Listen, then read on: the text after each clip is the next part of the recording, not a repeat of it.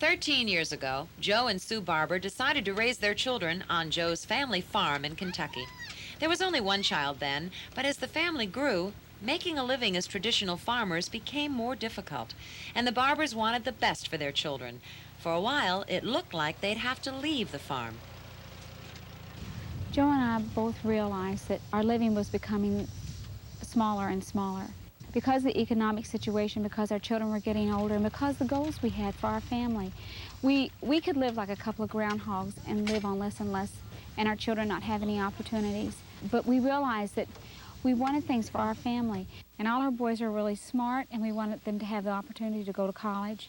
And so we felt like we were going to have to leave, but our children didn't want us to. I think if we didn't have our children, it wouldn't have been such a big deal to us to try to remain here.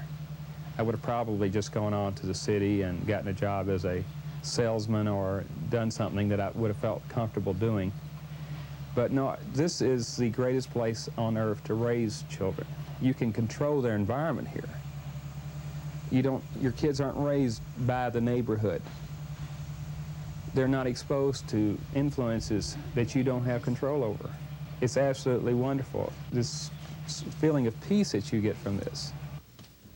The solution turned out to be right at their fingertips. Susie had always grown herbs and flowers on the farm.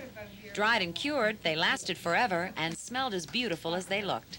Sue began to make things with the herbs and flowers, arrangements, decorations, and sachets. We really didn't have any master plan. We just started, just a few women, one woman and then another girlfriend. We started out working with the flowers together. I grew them and they loved, making the arrangements with me, and we just did it for Christmas money. We did it at local bazaars and things like that. I went to one of the most exclusive galleries in Kentucky and took one of my wreaths there, and he loved it, and he ordered about 10 of my wreaths. And so the next year I sold to a shop in Louisville, and they sold like 90 of our wreaths that one year. Sue employs 20 other working mothers to help fill orders for over 400 shops around the country, including the small shop on the farm. What began as Christmas money has become a full-time business over the years. They call it Valley Hill Herbs and Everlastings. 4 years ago, Valley Hill made small change, but last year, Valley Hill took in over $175,000. And we use lots of veiling and lots of ribbon, or we can just use not so much. So many of our customers have loved their summer hats so much and have gotten so many compliments that they wanted fall hats. And this is one of the large brims that we've done, and we do them in velvet and satins. You want to try that on? Isn't that great? What a way to cheer up a dismal winter. Yeah. This is one of the shepherdess styles. Oh, is that great looking? We're constantly going around about shipping. I do all of the design on the shipping boxes, and she's always coming up with things that are very, very hard to ship. And usually I can figure out some way that this can be put in a box and sent to California. But occasionally I just cannot. I just completely run out of ideas. The business of Valley Hill involves the whole family. Joe handles the sales, advertising, and phones. The boys earn a little extra money helping out in the fields. You have to recognize when you first do a business at home that you're going to have a lot of sacrifices. And the first couple of years, we had lots of conferences with our children about the sacrifices, because we all made a decision 4 years ago that we wanted to all stay on the farm so bad that we were willing to make these sacrifices. You and Susie are together constantly because of the business and your 4 children.